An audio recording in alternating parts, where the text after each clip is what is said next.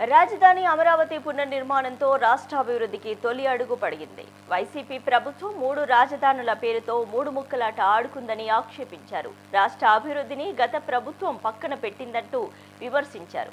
దేశంలోని వెనుకబడిన రాష్ట్రాల జాబితాలోకి ఏపీ వెళ్లిపోయిందంటున్న జయ నాగేశ్వర్ రెడ్డితో మా ప్రతినిధి హేమంత్ ఫేస్ టు ఫేస్. ప్రభుత్వం ఏర్పడిన తర్వాత నరేంద్ర మోడీ గారి చేతుల మీదుగా మళ్ళీ పునర్జీవనం అమరావతికి. ఏ అమరావతిని అయితే గత ప్రభుత్వంలో ముఖ్యమంత్రిగా జగన్మోహన్ రెడ్డి 3 ప్రాంత ప్రజలను కూడా మోసం చేస్తూ 3 రాజధానులు అంటూ 3 ముక్కలాట ఆడిన పరిస్థితిలో ప్రజలు ఇచ్చిన తీర్పు 151 సీట్ల నుంచి 11 సీట్లు కుదించారంటేనే అది ఎంత తప్పుడు నిర్ణయమో మీకు అర్థమవుతుంది.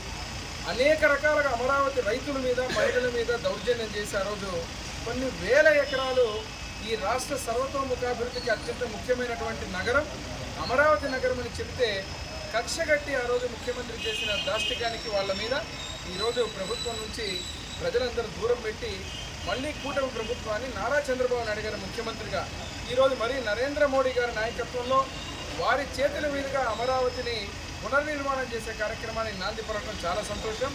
రాయలసీమ ప్రాంతం నుంచి మా కర్నూలు పార్లమెంటు మా ఎమ్మెల్యేలు నియోజకవర్గం నుంచి ఇక్కడ నుంచి మేము అందరం కూడా రేపు ఈ పండుగలో పాల్గొనడానికి అందరం బయలుదేరుతున్నాం. అందరం అక్కడ అన్ని ప్రాంతాలకు ఈరోజు అమరావతి అందరిది.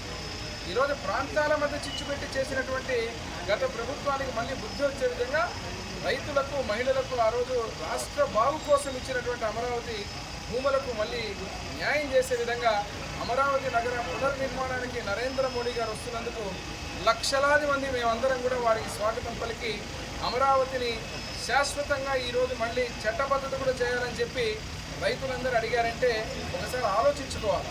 జగన్మోహన్ రెడ్డి అనే వ్యక్తి చేసిన పాపము ఏ రకంగా ఈరోజు శాపాలుగా ఈ రాష్ట్రాన్ని వెంటాడుతున్నాయి. కాబట్టి ఈరోజు మరొక్కసారి ముఖ్యమంత్రి వర్యులు నారా చంద్రబాబు నాయుడు గారికి అదే రకంగా మున్సిపల్ శాఖ మంత్రులు మా నారాయణ గారికి ఏదైతే కూటమి ప్రభుత్వం డిప్యూటీ సీఎం పవన్ కళ్యాణ్ గారు అందరికీ కూడా ఈరోజు నరేంద్ర మోడీ గారి యొక్క రాకతో అమరావతికి పునర్జీవనం పోస్తూ వైభవోపేతంగా రాష్ట్రానికి సంబంధించినటువంటి ఒక క్యాపిటల్ సిటీ ఏదైతే అన్ని ప్రాంతాలకు ఉపయోగపడేటువంటి ఆ యొక్క ఏదైతే గ్రోత్ ఇంజిన్ ఉందో ఆ గ్రోత్ ఇంజిన్ని మళ్ళీ ప్రారంభించి ప్రతి ఒక్కరికి కూడా రాజధాని లేని రాష్ట్రం అని చెప్పి గత 5 సంవత్సరాలు అవమానపడినటువంటి రాష్ట్ర ప్రజలకు ఈరోజు మళ్ళీ అమరావతి పునర్జీవనం పునర్నిర్మాణంతో మంచి రోజులు వస్తున్నాయని చెప్పి తెలియజేస్తుంది.